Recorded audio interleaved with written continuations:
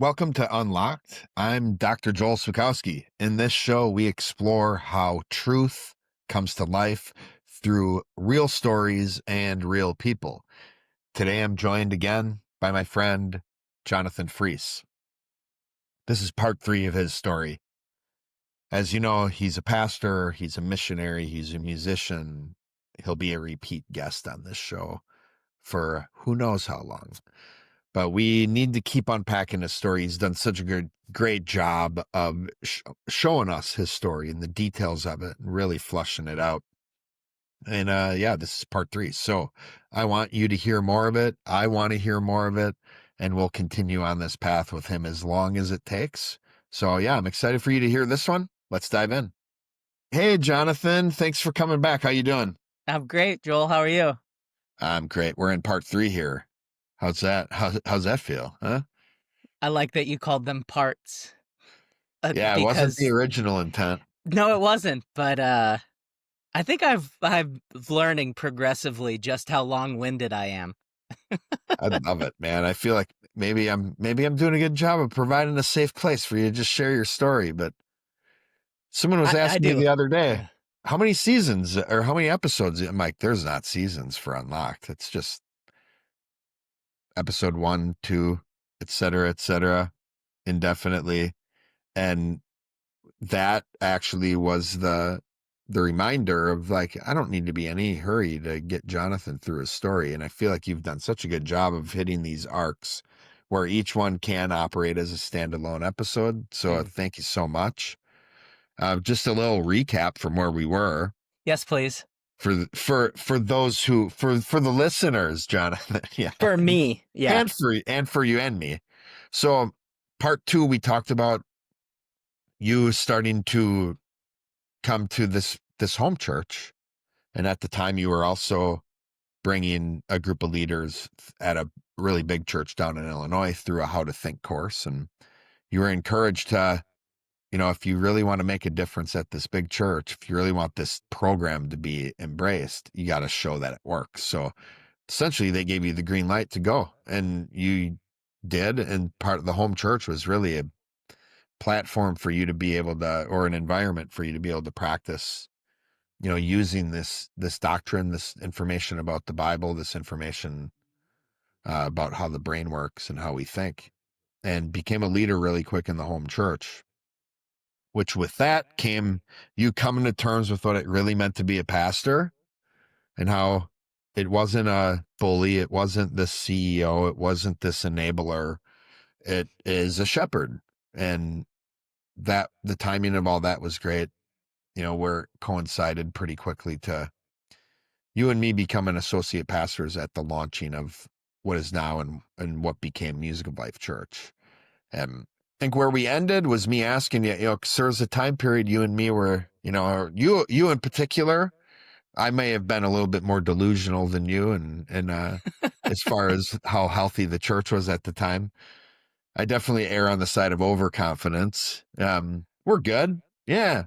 But this question of when did you know that what we had was something that was good and something that was lasting? And I think where we came to terms with that, what you helped me see, I thought the answer was great, is Music Life Church really embraced its mission of refuge restoration and repair and its unique way of developing and making disciples, which, as we know, making disciples is all about replication. It's all about developing that next generation, which that is the answer for how you know something is going to work long term, right? Is how do you handle the next generation? So at this point in the story, what we'd say Music Life Church was a few years old, 2-3 years old when we were starting to really hit our groove, hit our momentum.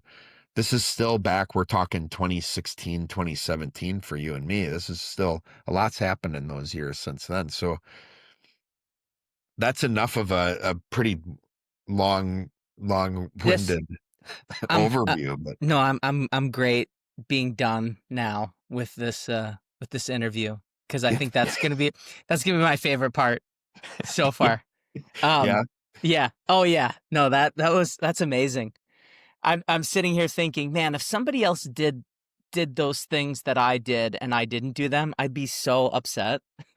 Where it's Yeah. like all of the stuff that you and I got to do. If somebody else were to do that, I think looking back on it now, we'd be like, man, somebody did those things. Like Yeah. you got to be associate pastors with Joel. It Yeah. was like you were just going to school, right? Like Mhm. um you and I were being associate pastors together, just kind of handling all of the fires. I think where we both found our place in the church, where it was like you were speaking more, you were Yeah. teaching more, we were developing new processes and new programs, and it was clear that um Joel is going to be the next senior pastor of Music of Life Church, and I'm going to help support, which I loved. I didn't want to be a senior pastor still at Right. that Right. time. So Yeah. you and I were working pretty much everything together, and then Morgan. So the Yeah. We were three like of three. us, Yeah. yeah, we were kind of putting these teams together, and those early years were um we just did a lot. Like we did everything that needed to get done Yeah. in the church, and looking back, like I didn't really think about how far we were away from being leaders. Like I think I was more like you, where it's no, this is we're the best. This is we're Yeah. as associate pastors, like we're as good as they come, and it's like, well, not a whole lot of churches have associate pastors, or not like we had. But Yeah. Not the way we were supporting Wayne at first, too, right? We're, yeah, and that's one of the things that I learned in that season was um the health of the church is in the associate pastors, right? So as you and I became closer together, as we respected each other more as time went on, and that was one of the things that happened, is that as time went on, you and I got a lot closer, and what made us different was actually something that we looked up to in each other.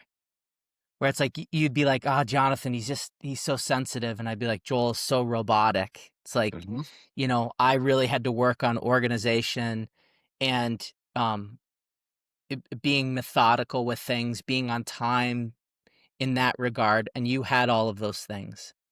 And I needed to learn how to teach effectively, and you needed to learn how to tell stories and care for people and all of that. So you and I in that season, what we did is we looked at each other, I think, as comrades Oh, yeah.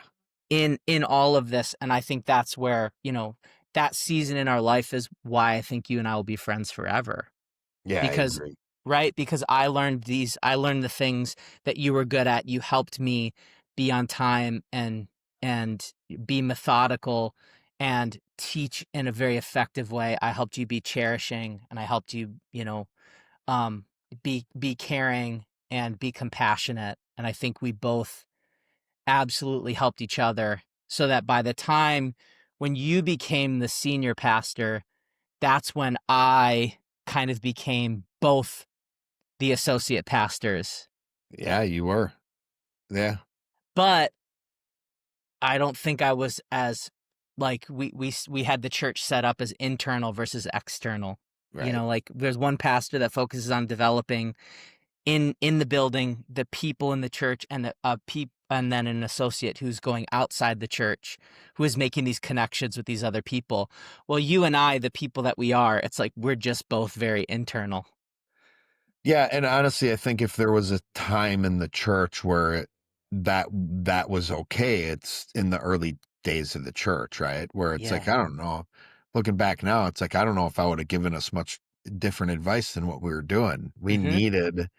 You and me needed to be developed more ourselves and work better together. And Morgan was definitely a part of that as well. And a big part of where Music Life Church is now, with neither of us being pastors in Music Life Church, is that they're finally in a place where the outreach and the external arm is becoming as strong as the internal one. And but you needed that internal strength, like the pillars set up first before you could really have the focus externally. Not that we weren't drawing people in, because we kept growing and we kept getting new people in, but We did. And it was that just, was, yeah.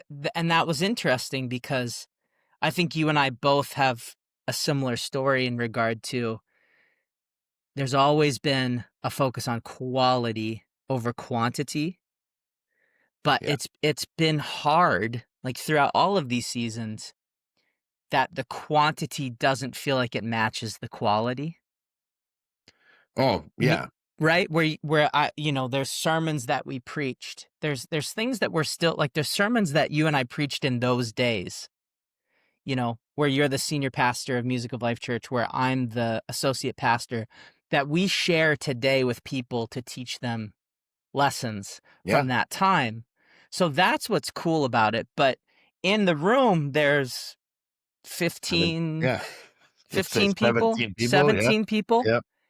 and you're going for it, and you're um living and dying to make this happen. Like I am preaching to survive up here every single week, which I love. Like I love when I see preachers doing that, where it's like we're gonna put everything out there Yeah. regardless of the quantity of people.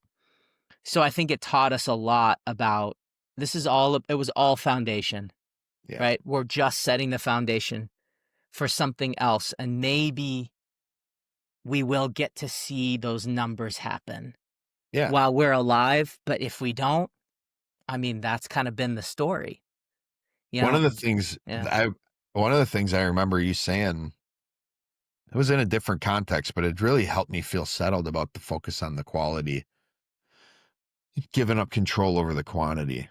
Because it is like it never has felt like the quantity is matched where the quality is. The quality has always been, from where I'm sitting, as excellent as it gets, and really helping people, really seeing transformation happening. But and there's times where it's like you look around, it's like, why is there only 17 people in the room, or even why is Yeah. there only 30? And why did I drive from Milwaukee in Yeah, a snowstorm? Because, eventually I did move to Milwaukee. Morgan and I, yeah, why are we driving from Milwaukee to meet with 17 people? of the same 17 for years. It just seems insane in the moment. It does. But I remember one thing you said is, who's in the room? God's in the room. Right. And that still to this day is something I'll remind myself of like, man, when I really understand God's right and just, he's the origin of truth. It's his truth that I'm delivering. He cares about these people more than I do. I need to do my job to get out of his way and to let him work through me. But man, he sees it. He sees what's going on. And that always just like, oh, that makes it so easy for me to give up control over that stuff and just be like, all Yeah. right, yeah, bring it on then. Like, if anything, God, do you see? God, do you see there's only 17 people in the room? Because I do. Yep, you do. You do. And I'm So we're good. not doing this for people. It's Right. not for people. It Right. is the only way you can do it consistently is because you feel, and I know that you and I both deeply felt like we owed it to God Yeah. to do that, Yeah. you know. So I think what helped me and what I've kind of put words to later on is the fact that it's like you could have thousands and thousands and thousands of people affirm what it is that you're doing, or like you could draw this drawing or paint this picture and millions and people can look at that and go, wow, that is an incredible piece of art. Or you could have God hang it or put it on his refrigerator like a little kid, right? It's Yeah. like for kids, that is the pinnacle of like affirmation. Yeah. That's as big as it gets. And so when I got my head around, no, this is just, can we just get this on God's refrigerator? Can we do it in a way? Can we do service in a way that he's really proud of? Yeah, man. It's Michael Scott buying the painting that Pam painted of the office building, isn't it? How Yeah. much is this? And she's like, "You wanna buy it?" Like, "Yeah, Yeah. Yeah. that's my car." Exactly, and it's like from the how and Yeah. the why and the love Oh, behind it, it's like yeah, to experience all of that, like, that was always worth it, and all of those years, we were leaving with more energy than when we started. So we weren't drained on Monday going, "Oh, church was this way, church was that way, what a train wreck." We're leaving church with more energy, waking up on Monday going, "Oh, I'm so glad yeah. that happened. I'm so glad because it was setting something up, setting another thing up, setting another thing up."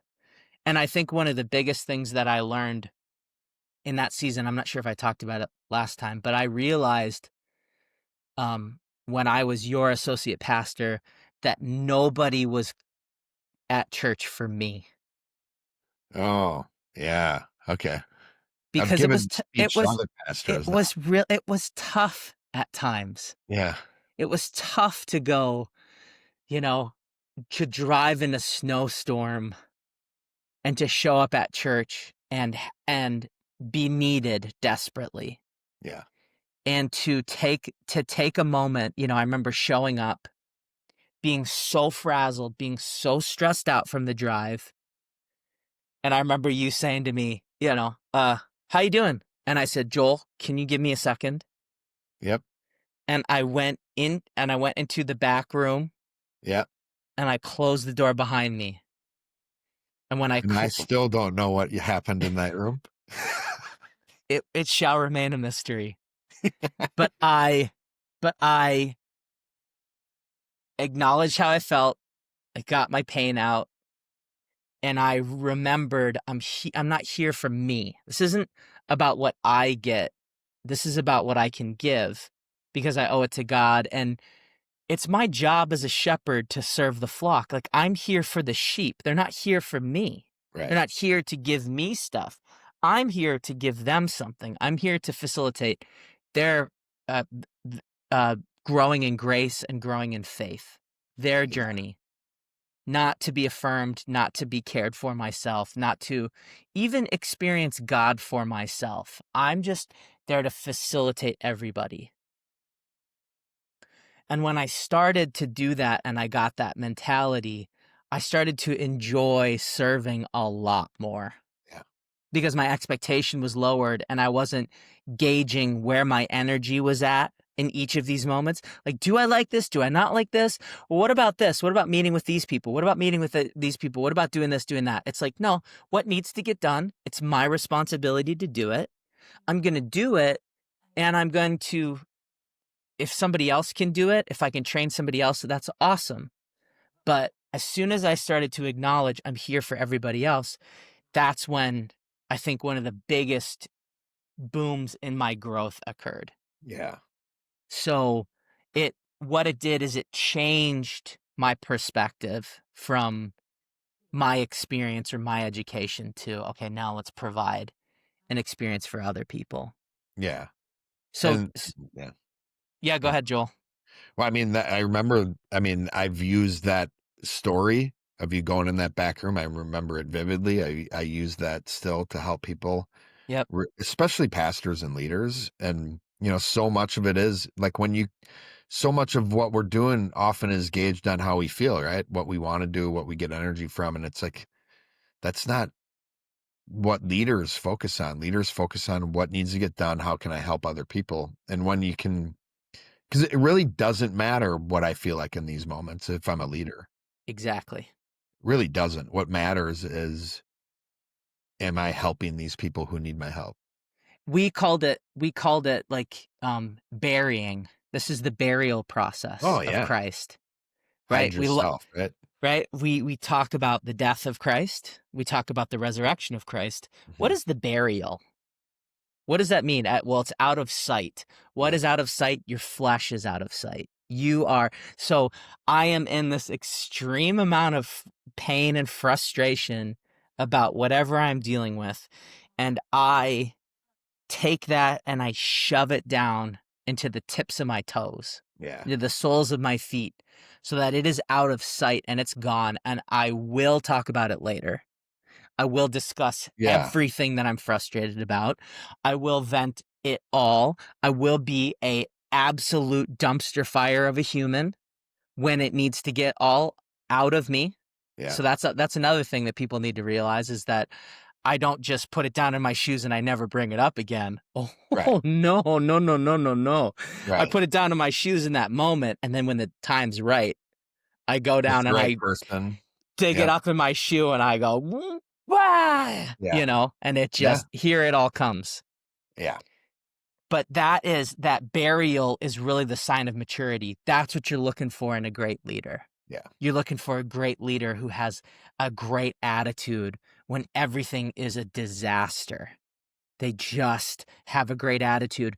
And it seems like they trick everybody into thinking that they love this. Oh, I love this. Yeah, it's the I'm Tom loving Sawyer this. effect, right? He's whistling while he works on the Yep, whitewashing fence, and it's like there's a way to do that where you're not faking it too. absolutely. And that goes back to what you said. It's like where's my brain as far as like why am I doing this? Who am I doing this for? Yep. And ultimately it's like if I can get to a place where I'm operating in the gifts that God's been giving me or the positions he's put me in, be and from the perspective of I owe this to God, then there's not a context I'm in that I can't do that same thing. I can always find a way to see how what I'm doing is me just giving back to God and showing him the appreciation that he deserves for what he's given me. Oh, it's easy when you get into that mindset. And when you go, "Oh, I have everything that I'm frustrated with, everything that bugs me, I have done that to God at a level that is so extreme that it hurts me to even think about. I don't want to think about it. I don't even want to think about that. Like everything that people do to me. It's like, do you know why that frustrates me? It's because I do that. And Oh I'm yeah. sitting there going, "Are you kidding me? Why are you being a boy? Why are you managing the way that you look? Why are you trying to be smart? Why don't you just be yourself?" And it's like, why am I getting so upset? I see that. I see that in other people. Yeah. So So I will say, like, a couple things in this season that were really big for me. Um, one of them was like I've worked with Flowsess. So I'm a consultant and I do one-on-one coaching and um, I basically trained in all of these ways so that I've been hired as an executive coach from other companies. I'm on Flowsess's website as a principal consultant. Like I still do one-on-one coaching with people. Um, but I think one of the biggest growth opportunities for me was being a director.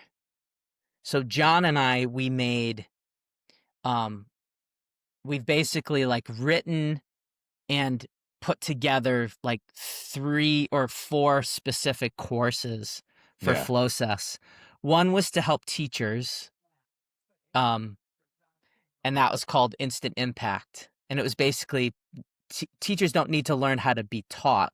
What teachers need to learn how to do is they don't get trained on dealing with behaviors of children, of other staff, and parents. So Right. that's what causes them to burn out.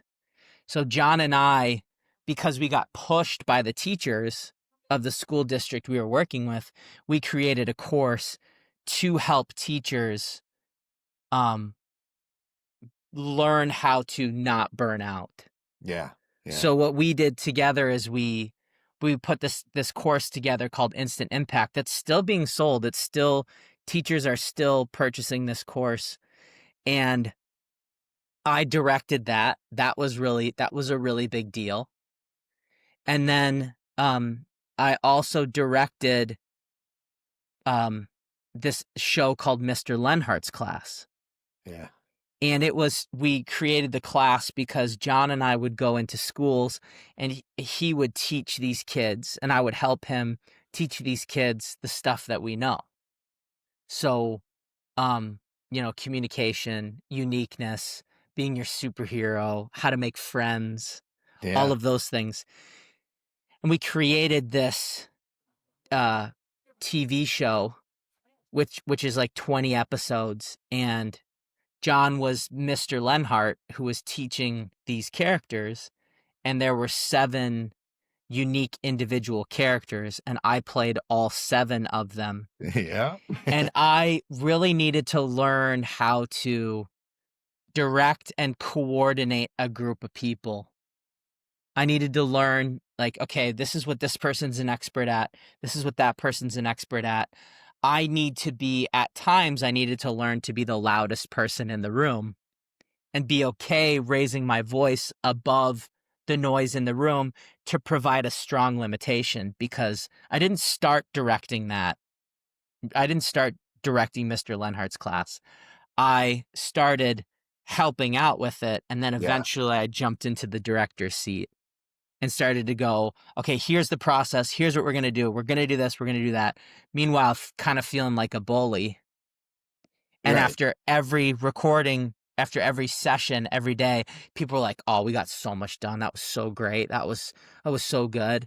And John was amazing to me. And he said to me, that's when I knew you were getting ready to be a senior pastor, is because you could direct and coordinate all these unique individuals and make a product that's going to help people, make a product that's actually going to change people's lives. And it's like, that's what a pastor should do. Yeah. And it was Yep. like, I'm drawing on all these unique individuals. And it was really exciting. It was incredibly tense, Joel. Like, I remember just being absolutely fried at the end of recording, because not only was I the director, I was also playing 7 just wacky characters. Yep. And it was essentially to help, um, you know, 12-year-olds through puberty, like, Yeah. so that, they go through this This crazy is brain that event. teenage angst moment that Exactly. there's like And physiologically is something that happens in the brain. You guys were helping the kids through, so they're not as angsty. Yeah. exactly. So we were helping the kids with teenage angst, and we were coming into these classrooms helping them with teenage angst. Um and they were getting massive success in the classroom and going home, and the parents were noticing the difference in the kids, and it was just really, really powerful. And I still believe that that is really how you would change the world. You change the world if you help, preteens become teenagers and keep their superpower brain in the best shape. Then they would go on to do these incredible things. So that was the heart of Mr. Lenhart's class. But what we learned, and what we were uh, what we put out, I think, can still help a lot of people. And it helped me learn how to basically be a senior pastor. And so I learned to be a director. And then the other thing I wanted to say was, one of the reasons why I had the energy that I had, and it's taken me a while to put it together, because people go, you do so much. Yeah. How are you doing all of this? Yep. Like, it's kind of embarrassing to say this, but I realized that very recently that I have so much energy to give because of who I'm married to. And Yeah. Morgan is like literally the perfect person for me, that she facilitates so much energy in my life. It's crazy. Like, how good my life is because of her. It's just good in every single way. And our marriage is so healthy. And she is like, together we are a powerhouse. We've always been. Like, Yeah. before we were dating, it's like we synced up together to serve the church, and we just got stuff done. So I always say that Morgan and I are like workhorses. Yeah. We have bonded up to pull these churches forward together. Yeah. That as soon as we, like, um, as soon as we started to really understand who we were, and growing up in the home church, together essentially, and discovering ourselves in the home church, knowing that we were always pulling it together, to then, look over and see Morgan pulling just as hard as I am, if not sometimes harder than I am. It has just been like a worthy, a worthy adversary, Yeah. like a person who I work with, who I argue with, who makes me better, who I make her better. And we together, our superpower is we build the church together. Yeah. So that's why I have energy to give to everybody, is because whenever I'm low on energy, all I need to do is hang out with Morgan. I get some time with her and we'll just talk. We'll sit, I found us doing this the other day, where I was sitting on one couch in the living room, she was sitting in the other, and we just talked, where I was like, I'm just feeling kind of off. And then 2 hours later, there Yeah. it is. There it is. I have all the energy in the world. Let's go. Yeah. And that's what there's a ton that I could talk about with marriage, but marriage is supposed to be something that facilitates the church. Yeah. So, or marriage is something that facilitates community. Marriage isn't supposed to be something that drains the community so that we can hold up this bad marriage. It's, you have a good marriage, energy is generated, and you go out and you serve other people, you love other people. So when Morgan and I are hanging out with each other and the phone rings and somebody's looking for us, we pick up the phone, Yeah. because we're together and we want to show God, hey, you can trust us to serve the church. So, so I think that God in those years was watching Morgan and I work, going, can I trust you? Can I trust you? Like, she was the deacon, and then she was the first overseer of Music of Life Church. Yep. So Morgan was helping Morgan was doing all the work, all of the tasks in the church. And then she eventually trained other people to do the tasks in the church. I'm the team lead of all these different teams. I train the team leads. I take a step back. Morgan takes a step back. We do everything. And then we take a step back and train other people to do that. And then they train other people. And it just it creates an infrastructure. And Morgan and I go, wow, what sucks? What sucks in the church right now? What sucks? That's it. Like, oh, this area is not good. This is not good. So Morgan and I sit there, and we don't have kids. We're not going to have kids because we feel like we have kids. The church is your The kid. church is our kid. Yeah. And we, every conversation will go towards, food and church, Yeah. but Morgan's a crazy foodie. So everything's a commercial break from the food Yeah. conversation that is occurring. But the main thing that we talk about is church.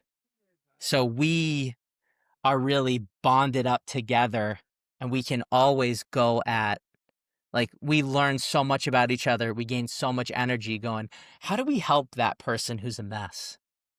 How do we fix that thing in the church that's going on? What do we do about this? What do we do about that?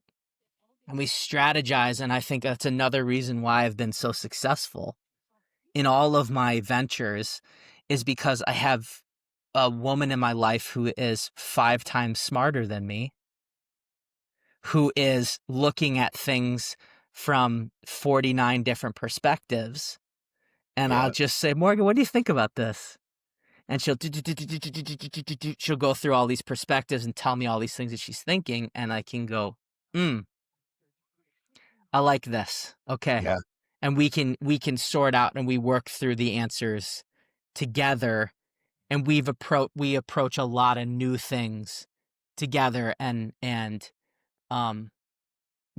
would say that the main foundation of our relationship, though, is somebody says, well, you should marry your best friend. And that is true. Yeah, you should marry your best friend. But the foundation of Morgan's and my relationship is I'm her husband. Yeah. And she's my husbandry. She's the wife. So it's my job to develop her into being everything that she's meant to be. And it's not her job to develop me. There's There's other people like yourself and John who are helping develop me. Morgan is facilitating my growth as she grows. It's just a natural effect. Yeah. And, that's something. But you always have to level up in order to like keep up with her to be able to continue to develop her, right? Absolutely. So she's always becoming somebody new to me. She's always becoming something different. She's surprising me, and when she's being a little girl, she's immature, she's my responsibility. Yeah. When I'm a little boy and I'm being immature, I'm not her Oh, responsibility. she's not your She can mom. go, "Why don't you talk to Joel? Why don't you talk to John?" Like, who's available? Who's available for you to talk to? And that's another reason why another huge reason why there's so much energy in here is because I'm not sapping her of all of her energy by being a little boy. She doesn't deal with me when I'm a little boy. Yeah. But we're working together to help her grow. We're working together to help the church grow, and as a natural effect of all of that, I gotta grow, Joel. Yeah. I Yep. gotta be something more. I gotta take my game up. So that, like, all of those things are kind of the foundation for what was next and what was coming. So at that time, what we found is, obviously the pandemic hits, right? Yeah. Which to a lot of people, it was tragic, right? And Yeah, the worst timing for a lot of people. And I don't know if there would have been a good time for it, but it just, yeah, but to you and your story and to what happened with Music Life Church, it just all seems like the pandemic kind of just became a platform or an environment to expose a bigger need. absolutely. And what the pandemic did is, those years. So Morgan and I got married in 2018. When the pandemic hit, we were essentially newlyweds. Yeah, just a couple years in, right? Yeah.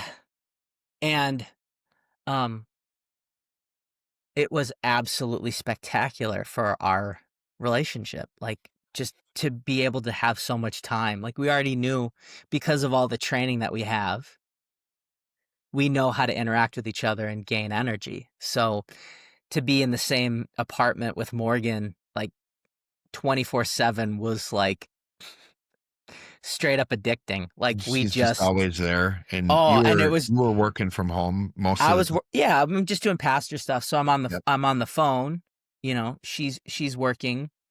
Um and we're able to talk during the day and constantly check in with each other. So it was like every every day was just like, okay, we get to hang out, we'll go for walks, we'll eat lunch together, Yeah, it was spectacular for us, albeit tragic for so many people. yeah. But it helped solidify really the path and where we were going. And one of the things we realized, Music of Life Church speaking, is clearly there was two different churches that Within this were one body. exactly. So Yeah, there was one church, but you could feel like, not a divide, but there was a like a separation. multiplication more, right? Absolutely. Yeah. So you had one side that was very scholastic, Yep. that was like super passionate about doctrine, super passionate about leadership. So these were people that they love to study, they love to read, they love to teach. Yeah. You could call those Joel people, Yeah, we could. right? Yeah. Then there was a lot of people that were really refuge focused. So Music of Life Church, the mission, refuge, restoration, repair. They're very refuge focused. They enjoyed hanging out. They wanted to be interacting with people not only in the church but outside of the church. They were really interested in, being safe and being a bridge to the leadership that was going on. And so there were people that were drawn to a really, more of a nice, more of a friendly sort of approach. And that was, you could call those the Jonathan people. Yeah, you could. Yeah. So Yeah. there was definitely people in the church that were seeing me as their pastor Yeah. and seeing you as their pastor. Yeah. Where it's like, who do you feel drawn to as your pastor? And one of the things we did is we went, there's a huge need in the valley because a lot of people, um, in the Fox Cities, Wisconsin area, there was more people leaving the church than were in the church. So people were leaving churches way more than they were coming in, and churches were just empty. And then Yeah. especially during COVID, right? Like people weren't allowed to meet, so everything was online at that point. Yeah. But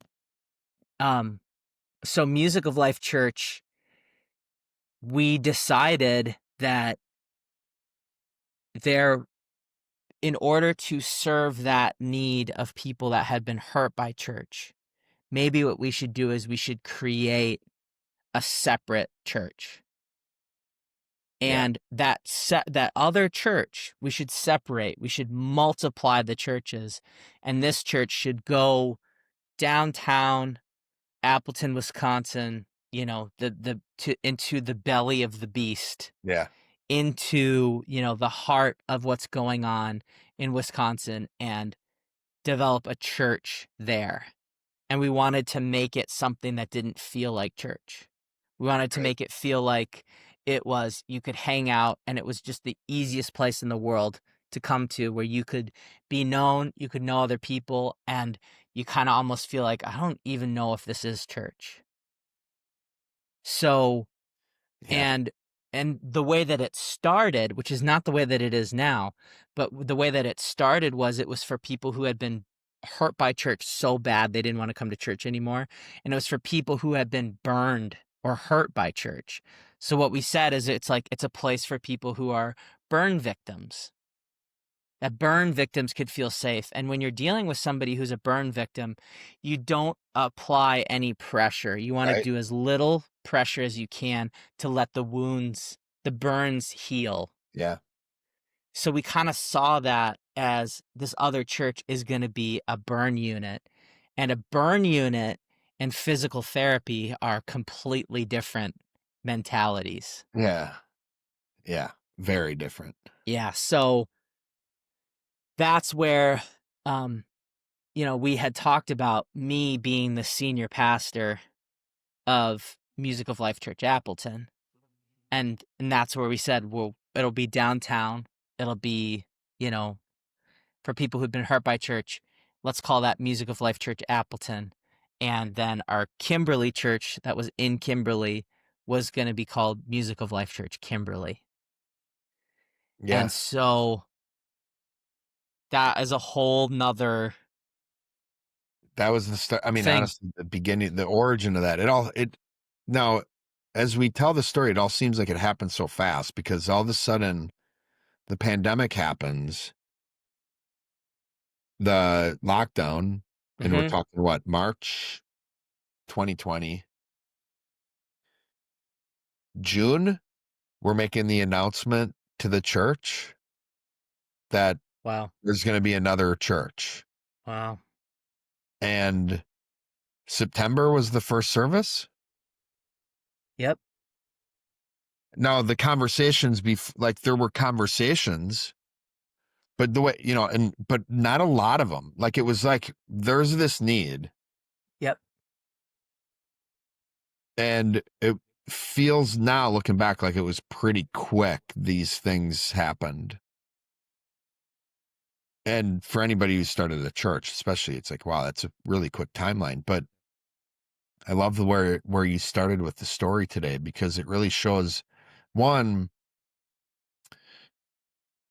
it's still in line with the mission we had. Going back to the last episode you and I talked about, it's like, where were we, and feeling confident that what we had was really helping people and was lasting, as we had Mm. our mission, Yeah. refuge, restoration, repair. So Oh, yeah. so it was an offshoot of something we had been doing, and we were really strong in. The foundation had been set. So it's a brand new church, September 2020, that had its roots going all the way back to the home church in 2013. No, Totally. 2007.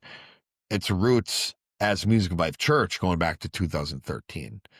So that's what's been such a great partnership. And really, I love how you connected it to, you have the Joel's people and the Jonathan's people, because that's how Music of Life Church Kimberly and Music of Life Church Appleton work together as well, is similar to how you and I work together. And the ways you and I had learned to work together all those years became a blueprint for these churches. So one of the things you and I always talked about before Mulk Appleton, and is the more and more you and I leveled up as leaders and as pastors, the more and more we were operating as consultants to other leaders and other Mm, churches even. yeah. And we would always, I use this phrase still to this day, Jonathan. I say, don't Hmm. bleed over something we've already bled over. Yeah, I love Like, that. if you need help with something that we've already done, tell me. I'll give it to you.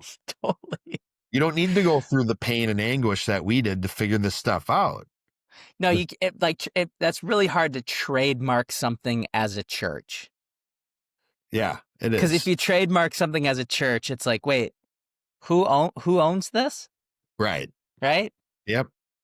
Yeah. So, I mean, we were always that's why it's like, we'll just give it to you. And that Yep. was always that goes back to the heart of discipleship and the heart of helping people that we wanted to do anyways, especially other leaders, right? Yeah. So that was the Malk Appleton was that was our Malk, and what became Malk Kimberly bled over this stuff for years. So Music Life Church Appleton opens its doors, and it already has its mission. It already has membership process. It already knows how to develop pastors. It already knows how to bring people through restoration. And a lot of the things that Music Life Church Appleton was was helping people go towards was stuff they were still, well, if you want restoration, you should go to this church. And We that was are burning, amazing. right? Exactly. Yeah. So what we did is it's like, come and hang out with us, get to know us. Are you looking for a community? Like, do you want to be a part of a community? If you already have a community, good for you. Yeah. And then if are you looking to grow? Are you looking to become something more? Have you been hurt by church? It's like, well, come here. If you already have a plan to grow, then go do that. But if you don't Yeah. have a plan, why don't you come check us out? And then what would happen is people would grow and people would go, "Oh, this is great. This is great. But I'm ready for something more now. I'm ready. Like I want to go to work on myself." Yeah. And that's when we would start pointing them towards the restoration process that Music of Life Church Kimberly had. And meanwhile celebrating their wins, these small little wins all along the way as people would grow and improve and uh become more themselves as this damage would heal. We saw a lot of people heal. We saw a lot of people really start to go, okay, yeah, churches this is the way that church is supposed to be. It's supposed to be something that helps me heal and it helps me grow, helps me become more confident in myself. And um we definitely had the mentality of we're here for you. And Yeah. so that's a big reason why I asked the associate pastors, Patty Dempsey and Simon Nielsen to be the associate pastors at that time. Simon being, you know, had been around the home church and stuff before me. The longest friend I've had. He was one of the associate pastors, and then Patty Dempsey was another pastor, and Patty's a professional counselor. Yep. So Simon the evangelist that people are drawn to, that people are attracted to, and Patty one of the most caring and loving people. Um, Period. yeah, Yep. absolutely. And both of them having a deep care, and both of them having an insane passion, to help people grow and become who God has created them to be, and all of us, yourself included, having an insane amount of damage when it came to the Yeah. church wanting to right the wrongs of the things that happened in the past, being motivated in a lot of ways to be different than how people were in the past. but still being ourselves in the process. But Yeah. we got to rewrite a lot of that, and um, establishing Music of Life Church Appleton, working with these two associate pastors was just like an incredible season, developing a brand new team from the ground up Yeah. while having all of the tools that I had and all the experiences. So what I did in those years was I was telling stories about, you and I being associate pastors together. Yeah. I was telling stories about being an associate pastor. These meetings that I had when I was an associate pastor, these coaching things, like I had all of this wealth of understanding, and I had this wealth of experience now Yeah. to be able to give to all of the leaders in the church so that they can become leaders a lot faster if that was what they wanted. Yeah. In a more efficient way and also in a more effective way, Yeah. because it's like, the iPhone got better. Like the Yeah. technology that we used Hmm. got better over time. We Yeah. got more and more close so that we could use it more and it became more effective. So these leaders started to use this tool, and I would say, after the first year, it was like, oh, we're in year 5 of Music of Life Church. When we were Music of Life Church, year Right. 5 is where we're at in year 1. It's Yeah. like, Yeah. this is working. The growth is happening a lot faster, Yeah. and the growth is still very quality, and the leaders are incredibly qualitative. Um, so that was just really fun to be able to give that. And I would say preaching in that season, so every week I would preach, every week I would lead worship, and I would say most often I would preach. Sometimes Patty and sometimes Simon would. Simon was always like, you know, when Simon was preaching, I'd just be sitting there, hearts in Yeah. my eyes. But um what I did is a lot of time was redeemed for me because a lot of my stories were being in a band. Oh yeah.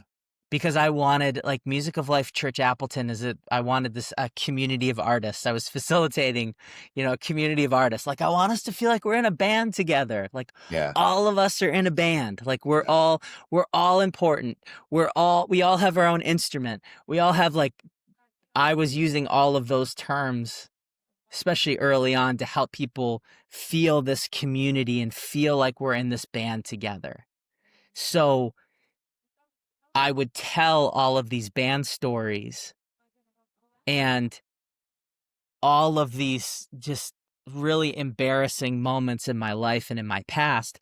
I was able to take a nugget from that story Yeah. and share it with everybody to go, listen, the person who's in front of you today was this is a different person.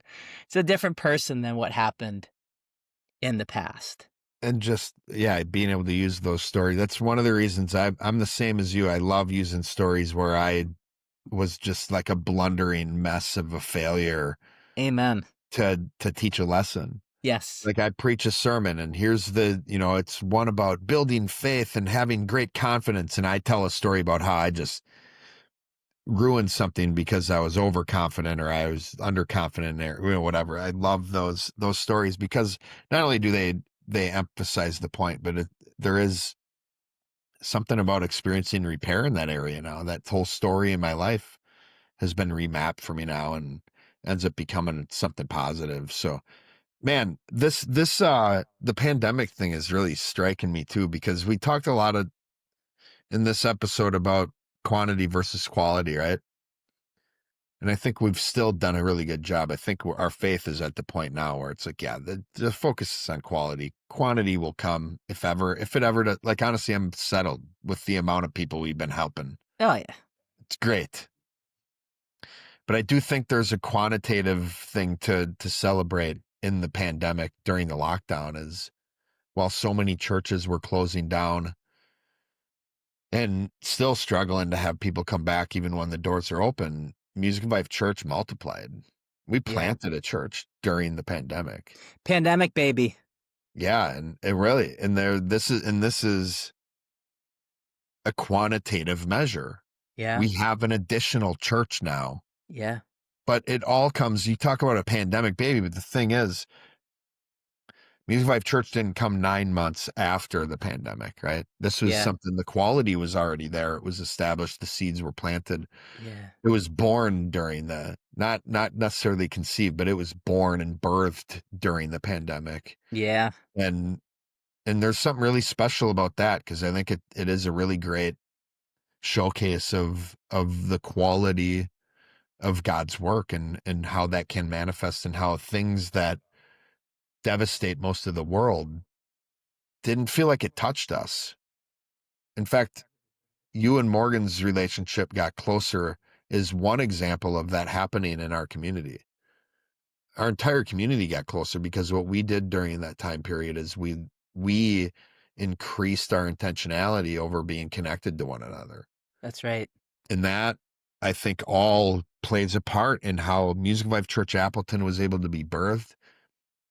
And now I can't wait to keep talking to you about this, because we're going to see more and more your story, paralleling the growth and the transformation of Music Life Church Appleton as well. So, man, what a great story, man. Holy smokes. Thank you Oh, so much thank for you. sharing. This is a great, from like year 3 of associate pastors and to, the pandemic and the birth of Music Life Church Appleton. I think we have quite a bit of a story to go, but this was an epic one today. Thank you so much for coming on again, Jonathan. I appreciate it. Oh, thanks, Joel. I can't wait to come back again and hear you commentate on what we did today. Yeah, man. Part 4, we'll start with 4 minutes of me reminding people. So, My favorite. all right, man. Well, I Thank you, love Joel. you. I I will love talk you. to you soon, man. All right, man. Bye-bye. All right. Thank you, Jonathan. Great episode, right? Part 3 was awesome. Looking forward to part 4. But before that, let's unlock some doctrine. Jonathan talked about the differences between him and I a lot, which was great. He tends to be the more caring man, and I tend to be the more, scholarly or, instructionally focused man. More, he said, but that's who we can, robotic, right? Anyways, the thing he ended up talking about at one point were the principles of cherishing and nourishing. So I want to unpack this for you a little bit, because Jonathan and I aren't alone in these strengths and even weaknesses we've had in the areas we've had to grow in. This is true for everybody as far as this need to be cherishing and nourishing, and oftentimes people having a strength of one over the other. So in Ephesians 5:25, it says, "Husbands, love your wives, even as Christ also loved the church and gave himself for it." So we know Christ loved the church, gave himself for it. And this is a model that is true for how we ought to treat everybody. Christ loved the church this way as a model for how we ought to treat people. So this isn't only true for people who are married. So Paul continues in Ephesians 5, verses 28 and 29. He says, "So ought men to love their wives as their own bodies. He that loves his wife loves himself. For no man ever hated his own flesh, but nourisheth it and cherisheth it, even as the Lord the church." So we need to nourish and cherish. This is something that we all need for ourselves. It's something we all need to do for others. And although this is definitely the model for how a man ought to treat his wife, men and women ought to have these tools at their disposal for every interaction they have with anybody, especially those of us who are trying to care for people, those of us who are trying to love people, those of us who are trying to lead people. So what's it look like to cherish and nourish? Well, cherishing is that more caring side of thing. Really what it comes down to is warming. So this is the time where it's like we hear each other and we address the emotion and how we're interacting. How are we feeling? Even what are we thinking? What's going on in the brain? If a person doesn't feel safe, which that's what cherishing is all about, helping a person feel safe. If a person doesn't feel safe, they will not grow. We need to feel safe in order to grow. And that's what really this is all about, is helping people grow. But we should see the cherishing as part of that process. If we skip right to the growing without helping a person feel cared for and feel safe, the growing won't happen. But the growing is where the nourishing comes in. That's where the confrontation comes, the teaching. It is really the growth of a person, which is really where, the rubber hits the road. We need the right information. We need the truth. We need to be able to give it to a person the right way in a safe and loving fashion. So yes, husbands ought to love their wives as Christ did the church in this capacity, nourishing and cherishing. But this is true for everybody. This is something naturally I'm a nourisher because I teach. I just want to teach. I just want to teach. I just want to give the information. But what I had to really come to terms with was the idea that no one's going to hear me if they don't feel safe with what I'm teaching them. So that's how I grew in my ability and my desire to be more caring and cherishing, was really seeing it, like I said earlier, as part of the process, seeing it as an instrumental piece to my ability to teach other people. Now, one of the things Jonathan and Morgan and I did early on in the church that is very much kind of in line with the nourishing side of things, the organizational side of things, if you will, is we built SOPs. That was really the beginning of our church. A lot of those early years were a bunch of, apart from our senior pastor, a bunch of people who were very green in their serving in the church and in their leadership in the arena of the church. So that's a lot of what Morgan and Jonathan and I did, is we would have conversations over, all right, we want to help people. Well, let's say like with membership, for instance. Great. So what's it mean to become a member of a church?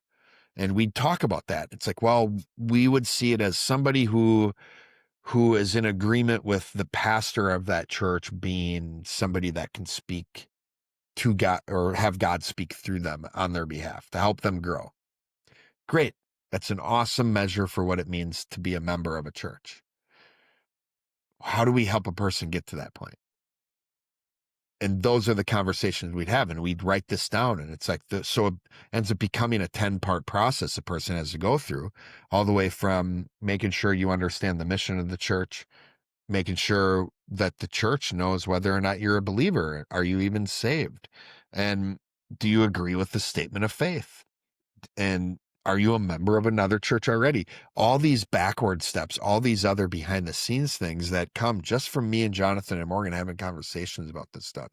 And this happening, that's just membership. This happening with baptism, this happening with what's it look like to do a communion message at church? What's it look like to have a Wednesday night service?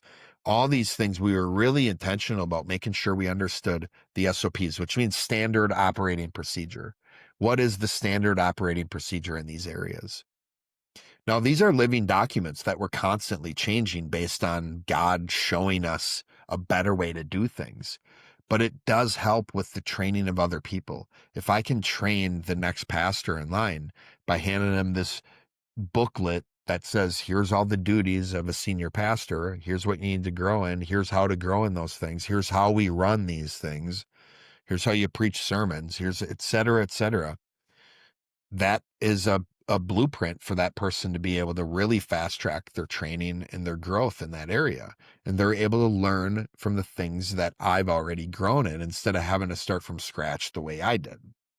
So that's, again, goes back to this replication. And for those of you that I don't really like SOPs, most people don't like SOPs, especially don't like creating them, but they sure are a way to keep us safe. SOPs are a way to help an organization bear its burden, an organization be safe. It's like we have intentional ways that we do things to make sure they're done decently and in order. And for people still arguing, you know what? I don't need an SOP in this area. I'll argue this. Everybody really does have an SOP in every area of your life. For those of you who have an area of your life where you're like, I don't have an SOP, your SOP in that area is to do things however you feel like doing them in the moment. And those tend to be the areas where the most damage is potentially, or the damage can potentially happen. So I'll always argue for SOPs. They can be arduous and kind of a pain in the butt to put together, but they tend to be a great way to help us be intentional and safe as a community. Finally, the last thing I wanted to hit was Jonathan talking about how the health of a church is in its associate pastors. This is great. This is the boots on the ground people. And what it reminded me of when he said that is my time in the Marine Corps. I finished the Marine Corps. I was in for 4 years. The second half of it, the second or the third and fourth year I was in the Marines, I was a non-commissioned officer. I was a corporal, and then I finished as a sergeant. And what we would always hear and say in the Marines is that, the strength of the Marine Corps is in the NCOs. So what this really looks like is a few different ways to kind of unpack this. One is the NCOs, the corporals, the sergeants in the Marine Corps are often called the backbone of the Marine Corps. You think of that as like a pillar, right? A consistent source of strength. This is what's holding up the Marine Corps. Now they're the link. The corporals and sergeants are the link between the senior staff leadership, think senior pastors even in the church context, and the junior Marines, think the members in the church context. So those corporals and sergeants, the NCOs, were the link between the many number of junior Marines, the privates, the private first class, and the senior leadership, whether that be like the staff non-commissioned officers or even the officers. And a lot of times they're the ones who are being given the orders to execute. So the officers will give the orders to the NCOs to execute those with the junior Marines. So they're translating into action what needs to be done. Now, another thing is the NCOs have the most day-to-day contact with the junior Marines. That's what I mean by like boots on the ground. Or with the shepherd, it's like I always see the associate pastors as the one in the weeds with the sheep, is what I would always say. Where the senior pastor needs more of a bird's eye view to be able to see the whole sheepfold as one person, the associates are in the weeds touching the sheep, right? The NCOs in the Marine Corps are the same way. They have the day-to-day contact with the Marines. They're responsible for the training, the mentoring, the correcting, the motivating of the Marines.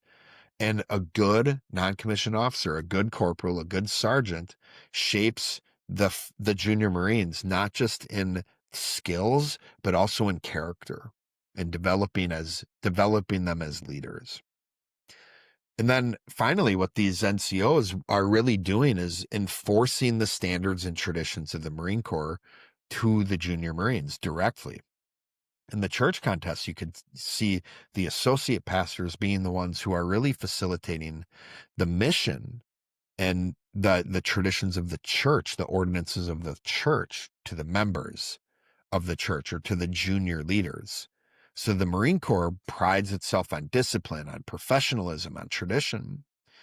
A church and the leaders of a church ought to pride themselves on the mission of their church, on how they help people, on how they facilitate the great commission that Jesus left us with. And it is those associate pastors of the NCOs in the Marine Corps that are really the ones facilitating those standards and helping the junior Marines or the members of a church really understand the mission, really embrace it for themselves, and really get to a point where they can start giving this mission to others. And in true form, I have one more thing I want to say, even though I said finally earlier, maybe a couple times. As Christians, we become Christians by embracing grace and faith, by starting the process. Becoming born again is really the process of me accepting that Jesus is my Lord, that he died for my sins, and that he is my Savior. But really what that looks like is a confession and repentance. It's me admitting, Lord, I'm a sinner. I need you. My plan doesn't work. I'm done doing my plan. I want to do your plan instead. And receiving that gift of salvation that Jesus made possible, connecting me to the Father, right? Really, that is grace and faith. That born again process can be seen as the first time I embraced grace and faith for myself. Now, let's unpack that a little bit. Grace is the divine influence upon the heart and its reflection in the life. Not unmerited favor like a lot of people think. Grace is ultimately God sending his influence to me making the decision to allow that influence to reflect into my life. I like to think of it as God flowing through me, right? God flowing through me.